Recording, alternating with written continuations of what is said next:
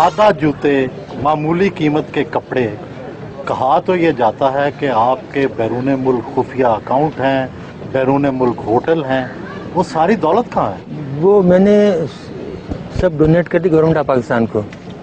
मेरे पास जब आए तो मैंने पावर ऑफ अटॉर्नी दे दी कि तुम सब ले लो।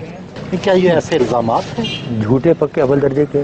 मैंने आपको बताया ना कि जितने मुनाफिक और झूठे इस कौम में मिलेंगे आपको, खासतौर से हुक्मरानों में नहीं, और कहीं नहीं मिलेंगे। हम लोग जो हमें जानते हैं, हमारे साथ काम करने वाले 30-30 बरस से घर वाले, उनसे पूछ लें कि जितनी सादा ज़िंदगी हम गुजारते हैं, जितना सादा हम खाना खाते हैं, जितनी ईमानदारी से हमने काम किया, आज तक सरकारी चीज़ यूज़ नहीं की। अगर दफ्तर का आदमी आया तो उससे काम लिया तो उसको हमेशा 500 रुपये दिए। डॉक्टर साहब, कितनी पेंशन मिलती रही आपको? पहले तो मिलती थी 4,467 रुपये, अभी 19,000 हो गई। फिर बाद में गवर्नमेंट की स्पेशल पेंशन दी है। जब उन्हें ये पता लगा कि इनके पास कोई पैसा वैसा नहीं है, इन्होंने कोई चोरी नहीं की और ये सब बकवास थी, प्रोपेगेंडा था, ना मकान है, ना अकाउंट है, ना कुछ है, तो फिर आए कि जी हमें पता है आपको बहुत तकलीफ़ है फाइनेंशियली, बहन भाइयों से ले लेके गुजारा कर रहे हैं, तो फिर एक स्पेशल पेंशन दी। कि आपकी टीवी की एक औरत होती जो पहले सब्जियाँ बेचती थी, वो एक दिन एक प्रोग्राम में कह रही थी, बहुत दिन हुए, तो जी इनके 23 प्लाट हैं इस्लामाबाद में, 23 बंगले। एक और साहब हैं जो अपने आप को बहुत बड़ा मशहूर कंपेयर कहते हैं, वो कहने लगे कि जी ये तो ठीक है, इनको बंद कर दिया, लेकिन इनके जो मिलियंस बाहर रखे हैं वो भी तो मंगाओ। तो कितने का प्लाट आपके हैं इस्लामाबाद में? पूरा इस्लामाबाद, पूरा पाकिस्तान मेरा नहीं, वैसे जहाँ जैसे आपकी ज़ाती मलकियत कितने हैं? मेरी ज़ाती मलकियत जो घर आपने देखा था वो है, और एक बनी गला में जो हमने बनाया था, और उसके कागजात मौजूद हैं, पैसे जिस तरीके से हमने लगाए। ये इल्ज़ामात क्यों लगाए? इस मुल्क में झूठ बोलना दरोगोई तो कामन है ना, जिस पे जो सा इल्ज़ाम लगा दो। जो चोर हैं, डाकू हैं, उन पर इल्ज़ाम नहीं लगते। वो साहूकार हो तो उनकी सफाई पेश होती है कि नहीं, वो तो बहुत ही ईमानदार हैं, नौमौलूद बच्चे की तरह हैं। एटमी मुल्क पाकिस्तान में हर तरफ लोड शेडिंग के अंधेरे हैं, क्या न्यूक्लियर तवानाई से ये मसला हल हो सकता है? ये हो सकता है तो बहुत, देखिए अगर आप करना चाहें, कोई काम भी आप करना चाहें तो उसको आप नेशनल लेवल पे लें, नेशनल पॉलिसी बनाएं, गाइड करने वाले सही हों, लेकिन जहाँ चीज़ें जाहिलों के हाथ में हों वो कुछ कर सकते हैं। नहीं, क्या तरीका है? कोई शॉर्टकट है? शॉर्टकट देखिए, तरीके बहुत से हैं, लेकिन अब हमने कसम खाई है कि इस मुल्क को कुछ नहीं बताएंगे। जो हमने बताया उसका जो सिला मिला ना, अब उसके बाद कोई सलूशन, कोई हल नहीं बताएंगे किसी को।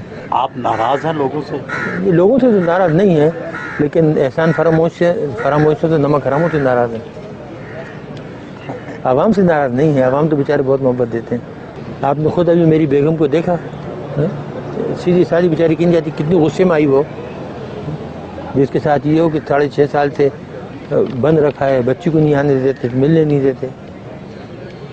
बोल देते कि लुटेरे डाकू तो पूरी दुनिया में घूमते फिरते हैं और हम इस मुल्क के लिए ख़तरा बन गए, जबकि हमारा कोई ताल्लुक ही नहीं। 9 साल से हमारा कोई ताल्लुक ही नहीं ऑर्गेनाइजेशन से। गैर मुल्की अखबारात में आता है कि टम्बकटू में आपका कोई होटल भी है। जी बिल्कुल होटल है, हमारा तो नहीं है, हमने तो गरीब को बना के दिया था बेचारे का। वो बेहद गरीब था, मुसलमान था, बेहद गरीब लोग हैं।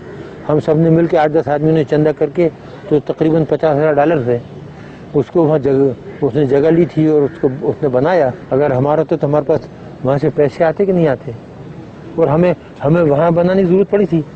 अगर हमें बनाना होता तो यहाँ इस्लामाबाद में 1-2 घर खरीद के उससे आमदनी नहीं कमाते। डॉक्टर साहब, ज़िंदगी में किसी बात का पछतावा भी है?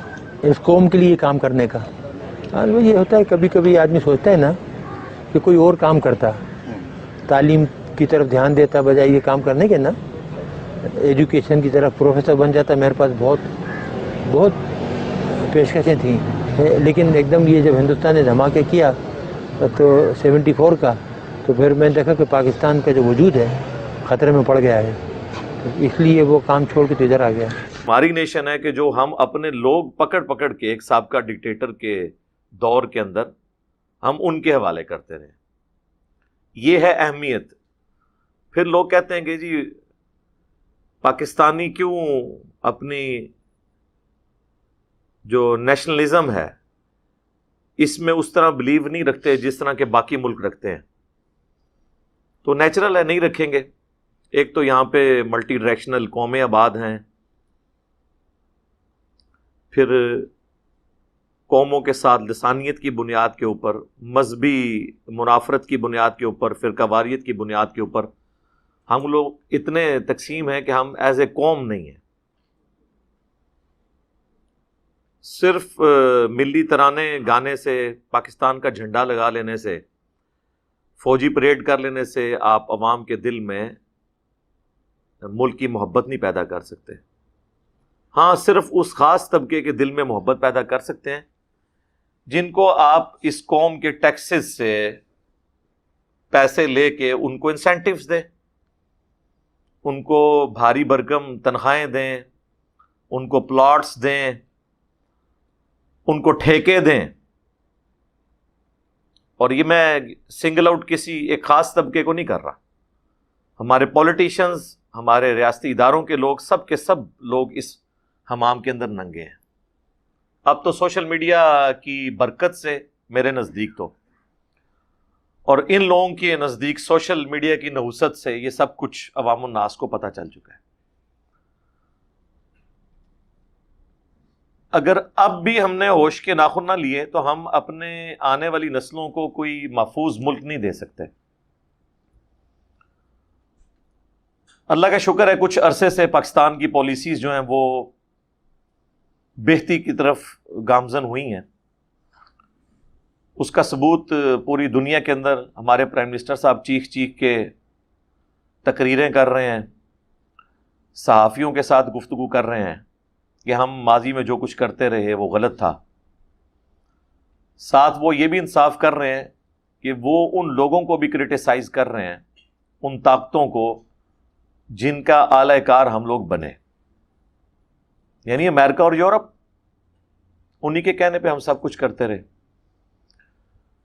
ابھی جو کچھ عرصہ پہلے پرائم منسٹر نے تقریر کی تھی پارلیمنٹ کے اندر کہ اب ہم دوبارہ سے کرائے کی بندوق نہیں بنیں گے، پھر انہوں نے اس کو جوڈی کو بھی ایک انٹرویو دیا تھا، اس کے بعد بھی کچھ صحافیوں کے ساتھ، افغان صحافیوں کے ساتھ بھی گفتگو کی، لیکن اب ہماری چیخو پکار سننے کے لیے کوئی دنیا میں تیار نہیں ہے۔ اللہ کرے کہ یہ ساری چیخو پکار کے بعد ہمیں کوئی فائدہ نظر آئے، کوئی اللہ تعالیٰ کی غیبی مدد آ جائے۔ افغان حکومت تو ناراض تھی، طالبان بھی ہم سے خوش نہیں ہے، اور اب بڑا مشکل وقت آ جائے گا پاکستان کے اوپر۔ وہاں پہ ان کی حکومت آتی ہے تو ہمارے لیے تو دونوں صورتوں میں ون ون نہیں، لوز لوز پوزیشن بن گئی ہوئی ہے۔